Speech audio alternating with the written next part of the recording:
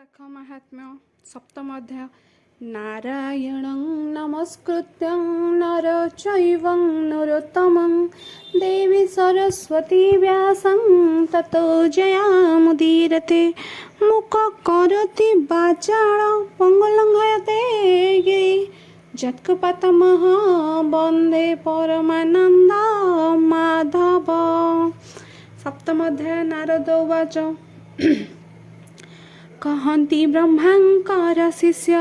शुण हे राज अम्बरीश मिथिला देशे नृपनाथ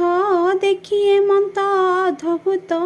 से सुत देव पादे पड़ी पुछिले बेनी कर जोड़ी कि पूर्वे कि पूर्ण करिथिले से गृह गोधी निस्तरिले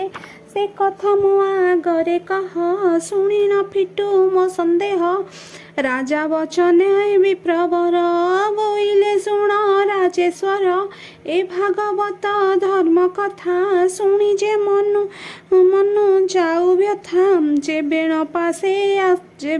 पादे आश्रा कले जन्म जन्म मरण नाही भले जहु बैशाख स्नान करी भव सागर जान्ति तरी बैशाखे विष्णु जे पूजई अनादि गंध पुष्प देई नानादि पक्व फल मूल आंब पणस नारिकेल ए आदि नाना फल मान आबर पाणी पणा दान बैशाख दान जे दियंती से नर विष्णु लोके जाऊ क्षुधार्थ जने उपस्थित से करे अन्न जल दत्त जेहु बैशाख स्नान करी से माने जानती विष्णुपुरी से जे गर्वे न करई त्रिजक जनी जन्म हुई जे अन्न जल न दियई पिशाच रूप से धरई तते कहिबा नृपमणि आम्भर पितांकर बाणी से कथा शुण मन देई अद्भुत परिचटई नर्मदा तीरे मोर पिता होइले पिशाच शरीर क्षुधा तृष्णारे क्षीण होई आपणा मांस से भकई शिमूली वृक्षे मूले थाई सादेह छाई न पड़ई सर्वदा हुई यातर मुखरु न सब्रे अमृत अति दुर्बल देह क्षीण बसन विहीने उल्लग्न मुखरु अग्नि बाहरई न पारे जल फल खाई सबु लागिला ताकु विष कर्मेणे होइला निरेश दबाई जोगे गंगा स्नान मु जाउथिली एक दिन पथे चलते श्रम पाई जलर अर्थे गली मुही उठी भूमि की देली चाही भूत देखिची बसीची देखिलई से भूत मते जे देखिला गिलिब बोली आकर्षिला आसिला उगाड़िला मते बोइला गिलिबी मु तते मोहर ब्रह्म तेज भारे पशि न पारिला पासरे ताहार विकल देखिण दया बसिला मोर मन बोइले कलु केउ पाप होइलु हीन प्रेत रूप पूर्वे तू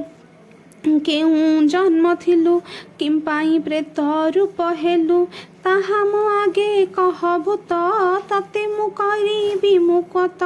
शुणी से प्रेत वाक्य कही शुण ब्राह्मण मन देई मु विप्रकूले हेली जात नाना जे मोहर चरित अनेक दान पुण्य कली बहुत तीर्थ मु बुलिली देव पठने तप यज्ञ बहुत कली विप्रतम बैशाख स्नान करिथिली लोभे मु आमिष भखिली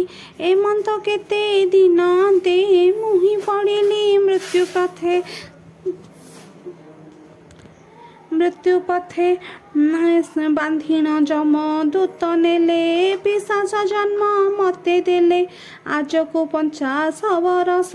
ए वृक्ष मूले कलिवास स्वर्ग को जाई न पारिली क्षुद्धा तृष्णारे अर्जी हेली मोहर पुत सुत देव जानई से ଦେବ ବିଦ୍ୟାଧ ସର୍ବ ସେ ଯେବେ ମତେ ଜଳଦାନ ହେବ ବୈଶାଖ ମାସ ପୂର୍ଣ୍ଣ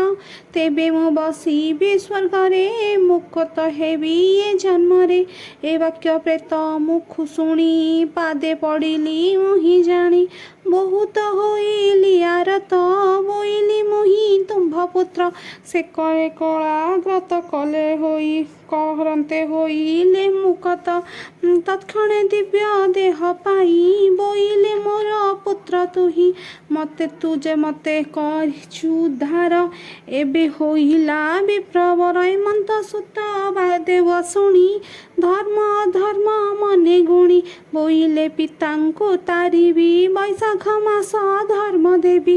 ଏତେ ବିଚାରି ବିପ୍ରବଳ ଜଳ ଆଣିଲେ ତତପର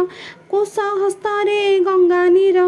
ବୋଲି ସେ ହୋଇଲେ ଉଦ୍ଧାର ସ୍ୱର୍ଗକୁ ବିମାନ ଆସିଲା ପିତାମ ବୈକୁଣ୍ଠକୁ ଗଲା ମୁଁ ଯାଇ